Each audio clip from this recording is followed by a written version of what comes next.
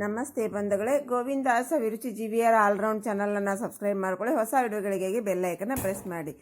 ಇವತ್ತಿನ ವಿಶೇಷ ಇಡ್ಲಿ ಕುಕ್ಕರಲ್ಲಿ ಚಪಾತಿ ಯಾವ ರೀತಿ ಮಾಡೋದಂತ ತೋರಿಸ್ಕೊಡ್ತಾ ಇದ್ದೀನಿ. ಸ್ಕಿಪ್ ಮಾಡಿದೆ ಪೂರ್ತಿ ವಿಡಿಯೋನ ನೋಡಿ. ಬನ್ನಿ ರೆಸಿಪಿ ಶುರು ಮಾಡೋಣ. ಮೊದಲಿಗೆ ಗ್ಯಾಸ್ ಹಚ್ಚಿ ಇಡ್ಲಿ ಪಾತ್ರೆಯನ್ನು ಇಟ್ಟೆ. ಅದರಲ್ಲಿ 1 ಸ್ಪೂನಷ್ಟು ತುಪ್ಪ ಹಾಕಿದೆ. 2 ಗ್ಲಾಸಷ್ಟು ನೀರು ಹಾಕೋತಾ ಇದ್ದೀನಿ. ತುಪ್ಪ ಬಿಸಿ ಆದ ನಂತರ ರುಚಿಗೆ ಅನುಸಾರ ಉಪ್ಪು. ಆ ನೀರು ಚೆನ್ನಾಗಿ ಕುದೀತಾ ಇದೆ. ಅದರಲ್ಲಿ ನೋಡ್ರಿ 2.5 ಗ್ಲಾಸಷ್ಟು ಗೋಧಿ ಹಿಟ್ಟನ್ನು ಹಾಕೋತೀನಿ ಬಂಧುಗಳೇ.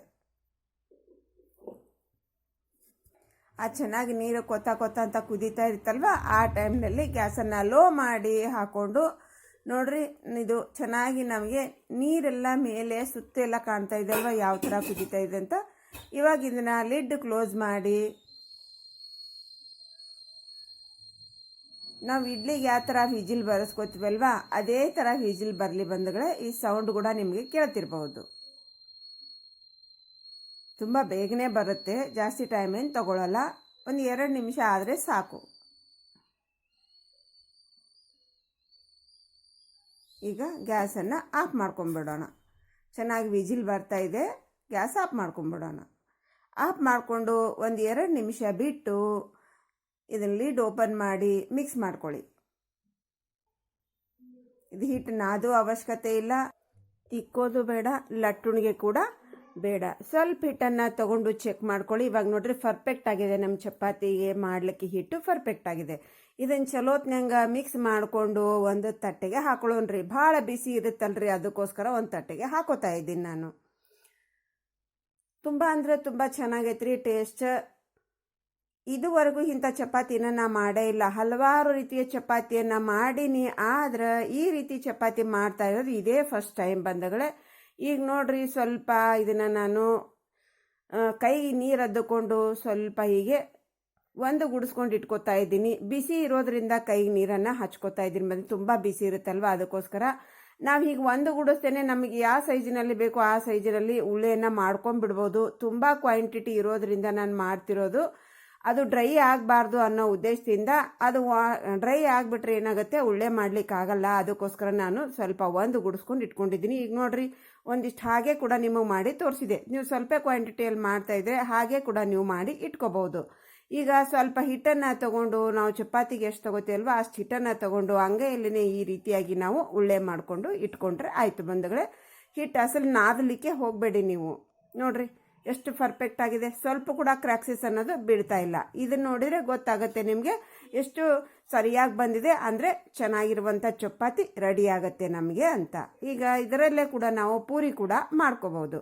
ಪೂರಿ ಮಾಡ್ಕೋಬೇಕಾದ್ರೆ ಸ್ವಲ್ಪ ಚಿಕ್ಕ ಸೈಜ್ ತಗೊಳ್ಳಿ. ಚಿಕ್ಕ ಸೈಜ್ ತಗೊಂಡು, ಇಲ್ಲಿ ನೋಡ್ರಿ ತೊಗೊಂಡಿದ್ದೀನಲ್ವ ಇಷ್ಟೇ ಹಿಟ್ಟು, ಇದನ್ನು ಹೀಗೆ ಗುಂಡಕ್ಕೆ ಮಾಡ್ಕೊಳ್ಳಿ. ಇದು ನಾವು ಉಳ್ಳೆ ಮಾಡಬೇಕಾದ್ರೂ ಕೂಡ ಕೈಗೆ ಕೂಡ ಸ್ವಲ್ಪ ಹಿಟ್ಟು ಅಂಟೋದೇ ಇಲ್ಲ. ನೀಟಾಗಿ ನಮಗೆ ಉಳ್ಳೆ ಅನ್ನೋದಾಗತ್ತೆ. ಇದಕ್ಕೆ ನಾವು ತುಪ್ಪ ಹಚ್ತಾ ಇಲ್ಲ, ಎಣ್ಣೆ ಹಚ್ತಾ ಇಲ್ಲ ಉಳ್ಳೆ ಮಾಡಲಿಕ್ಕೆ. ಹಾಗೇನೆ ನಾವು ಮಿಕ್ಸ್ ಮಾಡ್ಕೊಂಡಿರುವಂಥ ಹಿಟ್ಟನ್ನು ತಗೊಂಡು ರೆಡಿ ಮಾಡ್ತಾ ಇದ್ದೀವಿ. ನೋಡ್ರಿ, ಕೈ ಕೂಡ ಎಷ್ಟು ಚೆನ್ನಾಗಿ ನೀಟಾಗಿದೆ ಅಂತ. ಈಗ ಉಳ್ಳಿಯನ್ನು ರೆಡಿ ಮಾಡ್ಕೊಂಡಾಯ್ತು. ಈಗ ನೋಡ್ರಿ, ಒಂದು ದೊಡ್ಡ ತಟ್ಟೆಯನ್ನು ತಗೊಂಡೆ. ನಿಮ್ಮ ಮನೆಯಲ್ಲಿ ಎಷ್ಟು ದೊಡ್ಡ ತಟ್ಟೆ ಇದೆ ಆ ತಟ್ಟೆಯನ್ನು ತಗೊಳ್ರಿ. ಇಲ್ಲ ನೀವು ಟೈಲ್ಸ್ ಮೇಲೆ ಕೂಡ ಮಾಡ್ಕೋಬಹುದು. ಟೈಲ್ಸ್ ನೀಟಾಗಿ ತೊಳ್ಕೊಂಡು ಅದ್ರ ಮೇಲೆ ಎಣ್ಣೆನ ಅಪ್ಲೈ ಮಾಡ್ಕೋಬಹುದು ನೀವು. ನಾನಿಲ್ಲೇ ತಟ್ಟೆ ಮೇಲೆ ಮಾಡ್ಕೋತಾ ಇದ್ದೀನಿ. ಈಗ 4 ಉಳ್ಳೆಯನ್ನು ಇಟ್ಕೊಂಡೆ ಬಂಧುಗಳೇ. ಒಂದೇ ಸಾರಿ ನಾವು 4 ಚಪಾತಿಯನ್ನು ಮಾಡ್ಕೋಬಹುದು, 4 ಪೂರಿಯನ್ನು ಮಾಡ್ಕೋಬಹುದು. ಚಿಟಿಕೆ ಹೊಡೆಯೋಷ್ಟರಲ್ಲಿ ಗಂಟೆಗಳ ಕೆಲಸನ ನಾವು ಚಿಟಿಕೆ ಹೊಡೆಯೋಷ್ಟರಲ್ಲಿ ಮಾಡ್ಕೋಬಹುದು ಬಂಧುಗಳೇ. ಈಗ ನೋಡ್ರಿ, ನಾವು ಪ್ರೆಸ್ ಮಾಡ್ತಾ ಎಷ್ಟು ದೊಡ್ಡದಾಗಿದೆ ಅಂತ. ಒಂದೇ ಸಾರಿ ನಾವು 4 ಚಪಾತಿಯನ್ನು ರೆಡಿ ಮಾಡ್ಕೊಂಡ್ವಿ. ನೋಡಿದ್ರಲ್ವ ಎಷ್ಟು ಈಸಿಯಾಗಿ ನಾವು ಮಾಡ್ಕೋಬಹುದು ಅಂತ. ಇಷ್ಟು ದಿನ ಈ ನಮಗೆ ಟಿಪ್ಸ್ ಮುಂಚೆನೇ ತಿಳಿದಿದ್ದರೆ ಗೊತ್ತಾಗಿತ್ತು ಅಂತ ಅನ್ನಿಸ್ತಾ ಇದೆ ಬಂಧುಗಳೇ. ಇದೇ ಮೊದಲ ಸಾರಿ ನಾನು ಕೂಡ ಟ್ರೈ ಮಾಡ್ತಾ ಇರೋದು. ನೋಡಿದೆ ಒಂದು ಸಾರಿ ಡಿಫ್ರೆಂಟ್ ಆಗಿರುವಂಥ ಒಂದು ಚಪಾತಿಯನ್ನು ಮಾಡೋಣ ಇವತ್ತು ಅಂದ್ಕೊಂಡು, ಆದರೆ ತುಂಬಾ ಸರಿಯಾಗಿ ಬಂದಿದೆ. ಅದಕ್ಕೋಸ್ಕರ ಶೇರ್ ಮಾಡ್ತಾ ಇದ್ದೀನಿ. ನಿಮಗೆ ಹಿಟ್ಟಿನಲ್ಲಿ ಚಪಾತಿ ಮಾಡಬೇಕಂದ್ರೂ ಕೂಡ ನಾವು ಪ್ರತಿದಿನ ಯಾವ ರೀತಿಯಾಗಿ ಹಿಟ್ಟಿನಲ್ಲಿ ನಾವು ಉಳ್ಳೆಯನ್ನು ಅದ್ತೀವಿ ಅದೇ ರೀತಿಯಾಗಿ ಅದ್ದಿ ಸ್ವಲ್ಪ ಪ್ರೆಸ್ ಮಾಡಿ ಮೇಲೆ ಒಂದು ಪ್ಲಾಸ್ಟಿಕ್ ಸೀಟನ್ನು ಹಾಕಿ ಇವಾಗ ತೋರಿಸಿದ್ನಲ್ವ ನಾನು, ಒಂದು ಪ್ಲೇಟ್ ಇಟ್ಟು ಪ್ರೆಸ್ ಮಾಡೋದು ಅದೇ ರೀತಿಯಾಗಿ ಇಟ್ಟು 2 ಕೈಯಿಂದ ಸ್ವಲ್ಪ ಹಿಂಗೆ ಪ್ರೆಸ್ ಮಾಡಿ ಅಗಲಾಗುತ್ತೆ. ನೀವು ಸೇಪಿನ ಬಗ್ಗೆ ತಲೆ ಕೆಡಿಸ್ಕೋಬೇಡಿ, ಅದು ಯಾವ ರೀತಿಯಾಗಿ ಬರಲಿ. ನೋಡ್ರಿ ಯಾವ ರೀತಿಯಾಗಿ ಬಂದಿದೆ ಇದಂತ. ಈಗ ನಾವು ಇದನ್ನು ಈಸಿಯಾಗಿ ಗುಂಡಕ್ಕೆ ಮಾಡ್ಕೋಬಹುದು. ಒಂದು ಮುಚ್ಚಳಿಕೆಯನ್ನು ತಗೊಂಡು ಇದ್ರ ಮೇಲೆ ಪ್ರೆಸ್ ಮಾಡಿದ್ರೆ ಆಯಿತು ಬಂಧುಗಳೇ. ಎಕ್ಸ್ಟ್ರಾ ಬಂದಿರುವ ಹಿಟ್ಟನ್ನು ತೆಗೆದ್ರೆ ಆಯಿತು, ನಮ್ಮ ಗುಂಡಕ್ಕಾಗಿರುವಂಥ ಚಪಾತಿ ರೆಡಿ ಆಗುತ್ತೆ. ನೋಡಿದ್ರಲ್ವಾ ಎಷ್ಟು ಈಸಿಯಾಗಿ ಯಾರು ಬೇಕಾದರೂ ಚಪಾತಿಯನ್ನು ಮಾಡ್ಕೋಬಹುದು. ಇನ್ನು ಚಪಾತಿ ಮಾಡಲಿಕ್ಕೆ ಯಾವುದೇ ಕಷ್ಟಪಡುವ ಅವಶ್ಯಕತೆ ಇಲ್ಲ, ಈಸಿಯಾಗಿ ನೀವು ಮಾಡಿ ಬಂಧುಗಳೇ. ಚಪಾತಿ ಹಿಟ್ಟು ಕಲಿಸ್ಬೇಕು ಮಾಡಬೇಕು ಅನ್ನುವ ಜಂಜಾಟನೇ ಇಲ್ಲ.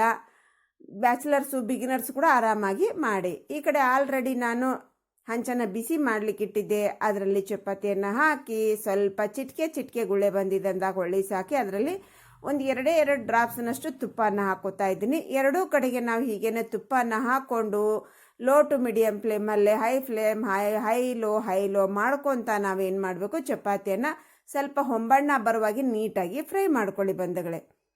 ನೋಡ್ರಿ, ಹೀಗೆ ಎರಡೂ ಕಡೆ ನಾವು ಎಡ್ಜಸನ್ನೆಲ್ಲ ಪ್ರೆಸ್ ಮಾಡ್ಕೊತ ಫ್ರೈ ಮಾಡಿದರೆ ತಿರುಗಿಸ್ಕೊತ ನೋಡ್ರಿ ಎಷ್ಟು ಚೆನ್ನಾಗಿ ಫ್ರೈ ಆಗ್ತಾ ಇದೆ ಅಂತ. ನಮಗೆ ಇಂಥ ಚಪಾತಿ ಈ ರೀತಿಯಾಗಿ ಚಪಾತಿಯನ್ನು ಮಾಡ್ತಾ ಇರೋದು ನಾನು ಇದೇ ಫಸ್ಟ್ ಟೈಮ್ ಬಂಧುಗಳೇ. ಆದರೂ ಕೂಡ ತುಂಬಾ ಸರಿಯಾಗಿ ಬಂದಿದೆ. ನೋಡ್ರಿ, ಪದರ ಆಗಿದೆ ಬಂಧುಗಳೇ. ನಾನು ಪದರು ಕೂಡ ಹಾಕಿಲ್ಲ, ಡೈರೆಕ್ಟಾಗಿ ಉಳ್ಳೆಯನ್ನು ತಗೊಂಡು ನಾವು ರೆಡಿ ಮಾಡಿರುವಂಥ ಚಪಾತಿ ನಮ್ಮ ಪದರ ಪೇಣಕ್ಕೆ ಯಾವ ಥರ ಪದರ ಇರುತ್ತೆ ಅಷ್ಟು ಪದರ ಆಗಿದೆ. ನೋಡ್ರಿ, ನಾವು ಚಿಟಿಕೆ ಹೊಡೆಯೋಷ್ಟರಲ್ಲಿ ಇಷ್ಟೊಂದು ಚಪಾತಿಯನ್ನು ಮಾಡಿದ್ವಿ. ಗಂಟೆಗಟ್ಟಲೆ ಕೆಲಸವನ್ನು ಚಿಟಿಕೆಯಲ್ಲಿ ಮಾಡಿ ಮುಗಿಸುವಂಥ ಈಸಿ ಆಗಿರುವಂಥ ರೆಸಿಪಿ ನಿಮ್ಗೆ ಇಷ್ಟ ಆಯಿತು ಅಂದರೆ ಸಬ್ಸ್ಕ್ರೈಬ್ ಮಾಡ್ಕೊಳ್ಳಿ, ಒಂದು ಲೈಕ್ ಕೊಡೋದನ್ನು ಮರಿಬೇಡಿ. ಇಷ್ಟ ಆದರೆ ಬಂಧು ಸರ್ಕಲ್ಗೆ ಶೇರ್ ಮಾಡಿ. ಇವಾಗ ಸರ್ವ್ ಮಾಡ್ತಾ ಇದ್ದೀನಿ. ಸರ್ವ್ ಮಾಡ್ತಾ ಇದ್ರೆ ನೋಡಿದ್ರೆ ನಿಮ್ಗೆ ಅನಿಸುತ್ತೆ ಎಷ್ಟು ಸ್ಮೂತ್ ಆಗಿದೆ, ಎಷ್ಟು ಸಾಫ್ಟ್ ಆಗಿದೆ ಅಂತ ಗೊತ್ತಾಗ್ತಾ ಇರ್ಬೋದು. ಈಗ ಇದಕ್ಕೆ ನೋಡ್ರಿ, ಮುದ್ದೆ ಶೇಂಗಾ ಚಟ್ನಿ ಆಲ್ರೆಡಿ ನಾನು ರೆಸಿಪಿಯನ್ನು ಶೇರ್ ಮಾಡಿದ್ದೀನಿ. ಅದು ಬೇಕಂದರೆ ಗೋವಿಂದ ಸವಿರುಚಿ ಜಿವಿಯರ್ ಆಲ್ರೌಂಡ್ ಚಾನಲನ್ನು ಸಬ್ಸ್ಕ್ರೈಬ್ ಮಾಡ್ಕೊಳ್ಳಿ, ಅದರಲ್ಲಿ ಓಪನ್ ಆಗುತ್ತೆ, ನೀವು ನೋಡಿ ಮಾಡ್ಕೋಬಹುದು. ಮತ್ತು ಬೆಣ್ಣೆ ಬಂಧುಗಳೇ, ಇದು ನೋಡ್ರಿ ಸಕ್ಕರೆ. ಈ ಸಕ್ಕರೆ ಪುಡಿಯಲ್ಲಿ ಕೊಬ್ಬರಿ, ಕಸಕಸಿ, ಏಲಕ್ಕಿಯನ್ನು ಹಾಕ್ಕೊಂಡು ಪೌಡ್ರ್ ಮಾಡ್ಕೊಂಡು ನಾವು ಇಟ್ಕೊಂಡಿರ್ತೀವಿ. ಪ್ರತಿದಿನ ನಮ್ಮ ಮನೆಯಲ್ಲಿ ಒಂದು ಚಪಾತಿಗೆ ಇದನ್ನು ತಿಂತಾರೆ ಬಂಧುಗಳು. ಹಾಗಾಗಿ ನಮ್ಮ ಮನೆಯಲ್ಲಿ ಹಮೇಶ ಇರುತ್ತೆ. ಅದನ್ನೇ ನಾನಿವತ್ತು ಶೇರ್ ಮಾಡಿದ್ದೀನಿ. ಅದರಲ್ಲಿ ನೋಡಿ ಫ್ರೆಶ್ ಆಗಿ ಕಾಸಿರುವಂಥ ಇನ್ನು ಮೊನ್ನೆ ತುಪ್ಪ ಕೂಡ ಕಾಸಿದ್ದೀನಿ ಬಂಧುಗಳೇ. ಘಮ್ ಅಂತ ಇದೆ ತುಪ್ಪ. ಆ ಘಮ್ ಅಂತಿರುವ ತುಪ್ಪ ಸಕ್ಕರೆ ಜೊತೆಗೆ ಸಖತ್ತಾಗಿರುತ್ತೆ ಬಂಧುಗಳೇ. ಈಗ ನೋಡ್ರಿ, ಚಪಾತಿ ನನ್ನ ಕೈಯಲ್ಲಿ ಹಿಡಿದು ತೋರಿಸ್ತಾ ಇದ್ದೀನಿ. ನೋಡ್ರಿ ಯಾವ ಥರ ಪದರ ಇದೆ ಅಂತ. ನಾನು ಇಲ್ಲಿ ಕೈಯಲ್ಲಿ ಹಿಡ್ಕೊತಿದ್ರೆ ಪದರಿ ಯಾವ ರೀತಿ ಓಪನ್ ಆಗ್ತಾ ಇದೆ ನೋಡ್ರಿ ಸಖತ್ತಾಗಿರುತ್ತೆ ಬಂಧುಗಳೇ. ನೋಡ್ರಿ, ನಾವು ಪದರ ಹಾಕಿಲ್ಲ, ಏನೂ ಹಾಕಿಲ್ಲ, ಆದರೂ ಕೂಡ ಎಷ್ಟು ತೆಳ್ಳನೆ ಪದರ ಕಾಣ್ತಾ ಇದೆ ನಮಗೆ. ಈಗ ಇದನ್ನು ನಾವು ಕಟ್ ಮಾಡಿ ತೋರಿಸ್ತಾ ಇದ್ದೀನಲ್ವ, ನಿಮ್ಗೆ ಯಾವ ರೀತಿಯಾಗಿ ನೋಡ್ರಿ ಮೆತ್ತಗಿದೆ ಅಂತ ಅರ್ಥ ಆಗ್ತಾ ಇದೆ. ಇದನ್ನು ಬೆಣ್ಣೆ ಹಾಗೆ ಮುದ್ದೆ ಶೇಂಗಾ ಚಟ್ನಿ ಜೊತೆಗೆ ಫಸ್ಟ್ ನಾವು ತಿಂದು ಟೇಸ್ಟ್ ಹೇಗಿದೆ ಅಂತ ಹೇಳೇ ಬಿಡೋಣ ವೀಕ್ಷಕರಿಗೆ. ಬಾಯಲ್ಲಿ ನೀರಂತೂ ನನಗಂತೂ ಬರ್ತಾನೆ ಇತ್ತು. ಇವಾಗ ಟೇಸ್ಟ್ ನೋಡ್ತಾ ಇದ್ದೀನಿ ಬಂಧುಗಳೇ. ನೀವು ಕೂಡ ಮಾಡಿಕೊಂಡು ನಿಮ್ಮ ಅಭಿಪ್ರಾಯ ಅನಿಸಿಕೆನ ಕಮೆಂಟ್ ಸೆಕ್ಷನಲ್ಲಿ ತಿಳಿಸೋದನ್ನು ಮರಿಬೇಡಿ. ಈಗ ನೋಡಿ, ಸಕ್ಕರೆ ಜೊತೆಗೆ ನಮ್ಮ ಶೇಂಗಾ ಚಟ್ನಿ ಜೊತೆಗಂತೂ ಚೆನ್ನಾಗಿದೆ. ಈ ಸಕ್ಕರೆ ಜೊತೆಗೆ ಹೇಳಬೇಕಾ ಬಂಧುಗಳೇ, ಹೋಳಿಗೆಗಿಂತಲೂ ಚೆನ್ನಾಗಿದೆ ಬಂಧುಗಳೇ. ಅಮೃತ ಸ್ವರ್ಗಕ್ಕೆ ಮೂರೇ ಗೇಣು. ಸೂಪರ್ ಆಗಿದೆ ಬಂಧುಗಳೇ. ತಪ್ಪದೆ ಒಂದು ಸಾರಿ ಟ್ರೈ ಮಾಡೋದನ್ನು ಮರಿಬೇಡಿ. ಇವತ್ತಿನ ರೆಸಿಪಿ ಇಲ್ಲಿ ಮುಗಿಸೋಣ. ಇನ್ನೊಂದು ರೆಸಿಪಿಯಲ್ಲಿ ಸಿಗೋಣ. Thanks for watching. ಬಾಯ್.